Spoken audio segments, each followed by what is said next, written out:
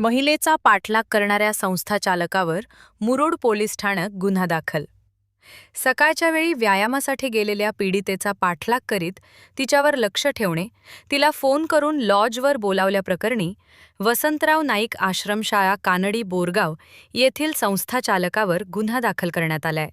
पीडित फिर्यादी महिलेने मुरुड पोलीस ठाण्यात दिलेल्या तक्रारीत म्हटलेय, आरोपी बाबूराव किसन जाधव याने दिनांक 19 फेब्रुवारी रोजी सकाळी 5:30 वाजल्यापासून ते दिनांक 23 फेब्रुवारीपर्यंत दुपारी 1:20 वाजेपर्यंत वारंवार मोबाईलवर संपर्क साधून त्रास दिला.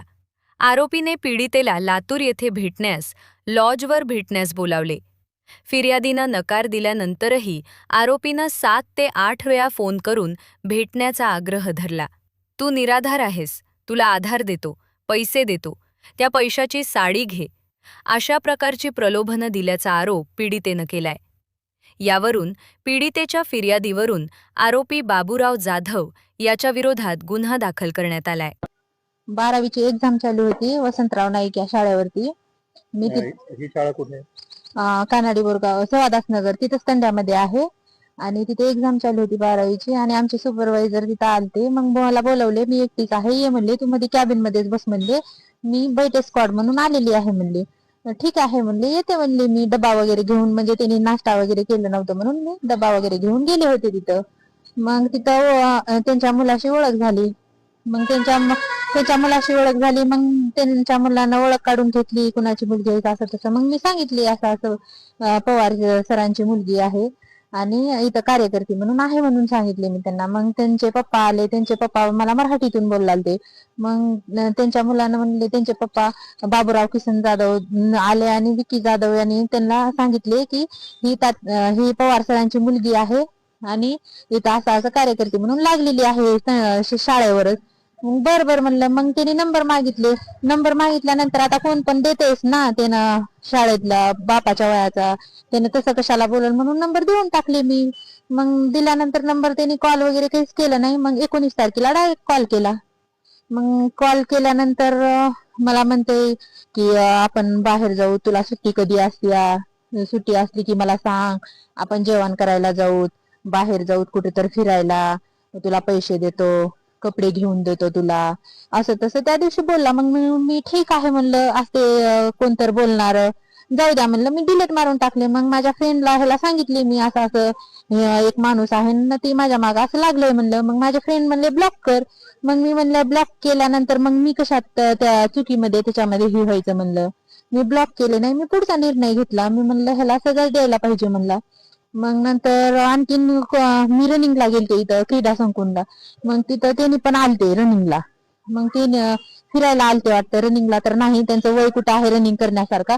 फिरायला आलते त्यांनी. मग फिरायला आल्यानंतर मग तिथं पण बोलला मला उभा करून, असं सहज जात होते त्यांनी, मी पण येत होते.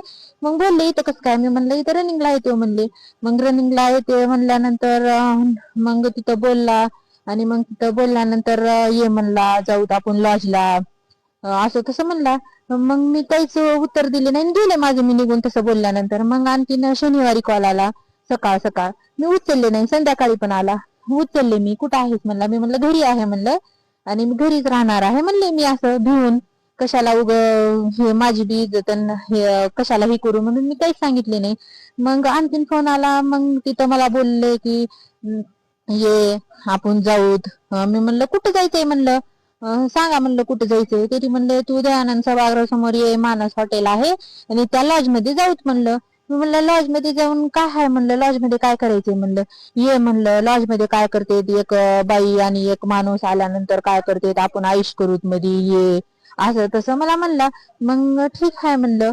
मग म्हणजे पोलीस होते ना तिथेच. आम्ही मुरुडला गेलतो. मुरुडला गेल्यानंतर त्यांच्या समोरच ही गोष्ट झालेली आहे.